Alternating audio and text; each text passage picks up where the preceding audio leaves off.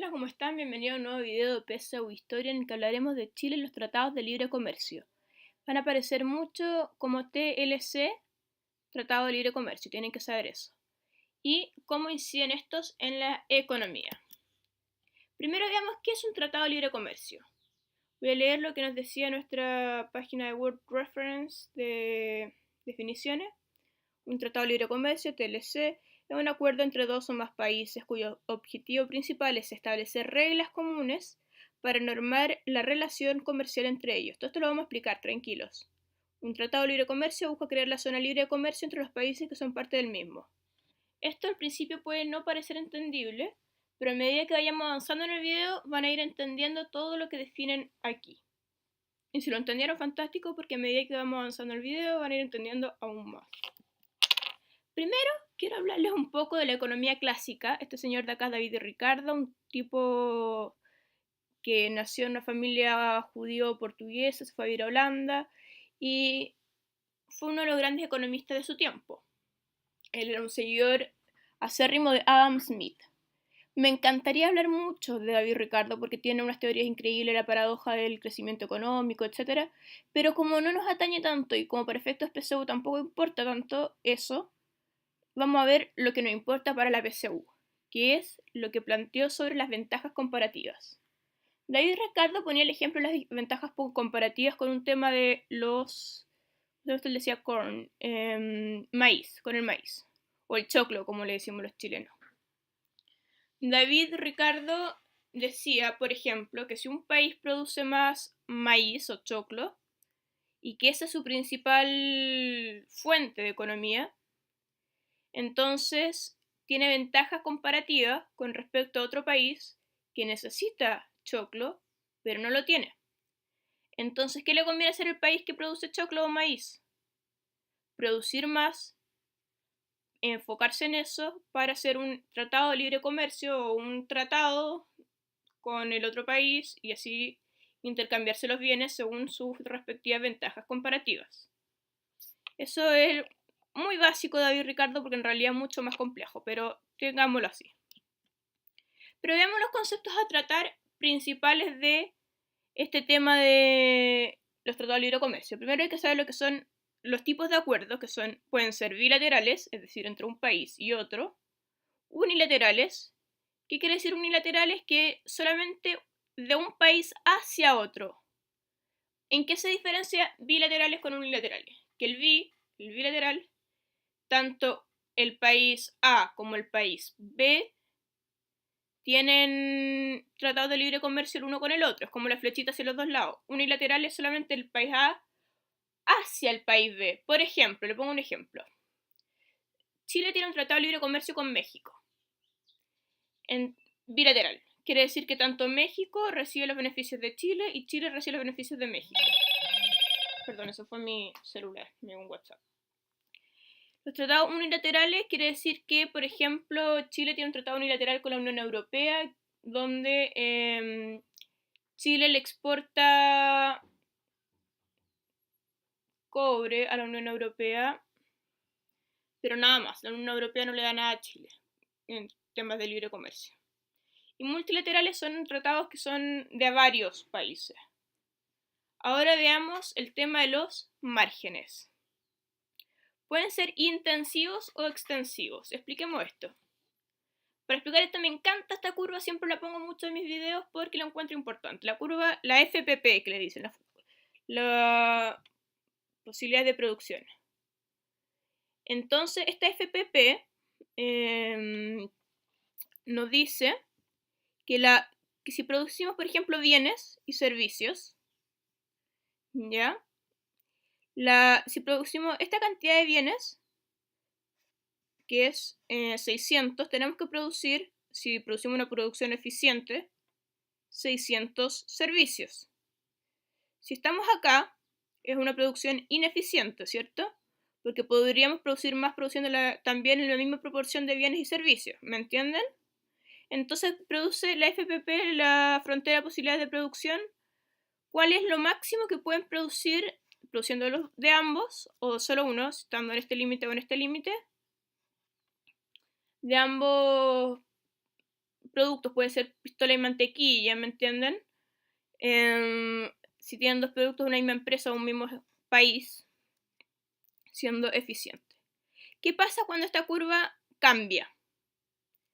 Si esta curva disminuye, si ya no somos eficientes produciendo acá, sino que somos eficientes produciendo así. Ahí estamos hablando de márgenes intensivos. Y si los márgenes o la frontera, como le dicen los economistas, aumenta, son extensivos. Lo que nos dice la economía, y lo que decía mucho David y Ricardo, era que muchas veces los tratados de libre comercio con países extranjeros, cuando los márgenes eran intensivos, aumentaba la eficiencia del tratado con el otro país. ¿A qué se debe esto? Se debe a que concentran aún más la producción y con respecto a las ventajas comparativas. Hablemos ahora de los aranceles aduaneros. Los aranceles aduaneros se trata de los impuestos que pagan por importar o exportar determinados productos a un país u otro. Por ejemplo, hace poco veía un video sobre México y Perú, creo. Sí, México y Perú, donde decían que en el año 2011 los aranceles aduaneros que habían eran, lo voy a inventar las cifras porque la verdad es que no me acuerdo lo que había en el video, pero eran, por inventar, 15% y 20% en México y Perú respectivamente. Entonces, tanto así que deciden estos países hacer un tratado de libre comercio. En el año 2012 ya tienen un 8% y 4%, y en el año 2015 ya tienen el 0%. ¿Qué pasa? ¿Por qué? ¿Por qué a partir de los años, a medida que pasan los años? Porque los países no hacen un tratado de libre comercio que suponga arancel cero inmediatamente, sino que es un proceso paulatino. Y acá les voy a poner una pregunta que me equivoqué. Porque claro, soy humana, todo el mundo se equivoca. Pero después al revisarla me di cuenta que en realidad el error había sido bastante tonto. O como no existen las preguntas tontas, las respuestas tontas, no sé, había sido un error bastante burdo, como quieran decirle.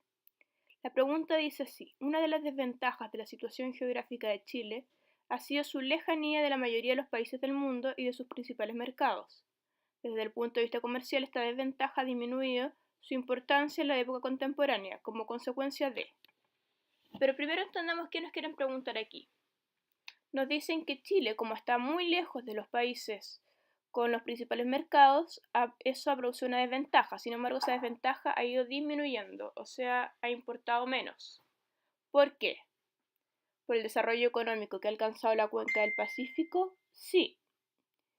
En realidad, a medida que esta zona geográfica ha ido aumentando su desarrollo económico, eso ha ido favoreciendo que hayan tratados de libre comercio con los países importantes y los mercados importantes. 2. ¿Los tratados suscritos por Chile con Estados Unidos y la Unión Europea? Sí. Bueno, porque la Unión Europea y Estados Unidos sí establecieron un tratado de libre comercio con Chile, está registrado eso, y eso ha permitido, por supuesto, que se realice un tratado de libre comercio con otros países. Y la tercera dice el progreso alcanzado por los medios de transporte y comunicación. Obvio, los medios de transporte y comunicación favorecen, desde luego, que haya menos distancia. Al final eso es lo que es la globalización también. A medida que hay más procesos de comunicación, más medios de transporte, la distancia importa menos. Y eso favorece que Chile tenga tratados con países muy lejanos como China, por ejemplo. Por eso, a pesar de que yo tontamente marqué la B, la respuesta es la E, 1, 2 y 3. Bueno, y ya que estaba mostrándole mis errores, también les puedo mostrar mis aciertos. Esta pregunta ponía: en el contexto latinoamericano se destaca la posición relativamente ventajosa de Chile en algunas variables referidas al crecimiento económico. Sin embargo, subsisten en el país ciertos obstáculos que impiden lograr mayores niveles de crecimiento. Entre dichos obstáculos destaca. Entonces, ¿qué es lo que impide que Chile sea un país más desarrollado? O un poco más cerca del desarrollo, si queremos ponerlo así. Veamos las alternativas.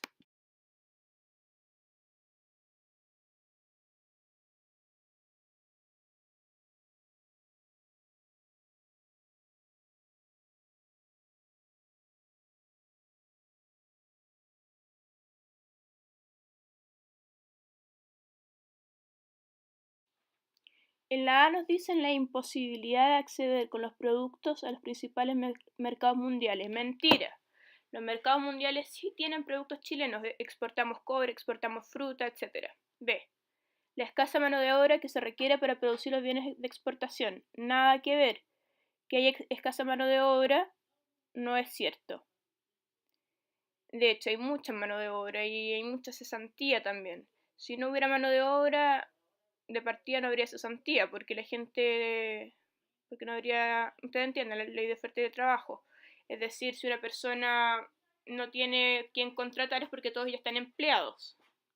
C. El escaso nivel de desarrollo de las comunicaciones que impide conocer el comportamiento de los mercados. No es así. Chile sí conoce el comportamiento de los mercados, por eso, por algo está inserto en la economía global. Es todo un proceso, pero está inserto. D. Los altos niveles de inversión extranjera en las actividades económicas desarrolladas en el país. Primero, la inversión extranjera en la actividad económica en el país, eso duró hasta la época del salitre, o no, en realidad hasta la época del cobre, cuando Frei nacionalizó todo el cobre, ya eso empezó a disminuir muchísimo. Los altos niveles de inversión extranjera eran hasta el año 1960. Después no. Y la E nos habla de la escasa diversificación de los productos que se exportan a los mercados mundiales. Esa es la correcta porque en Chile somos un país monoproductor principalmente. A pesar de que también exportamos algo de fruta, lo que principalmente exportamos, el sueldo de Chile, es el cobre. Entonces, fruta y cobre nada más, eso es el problema principal de Chile.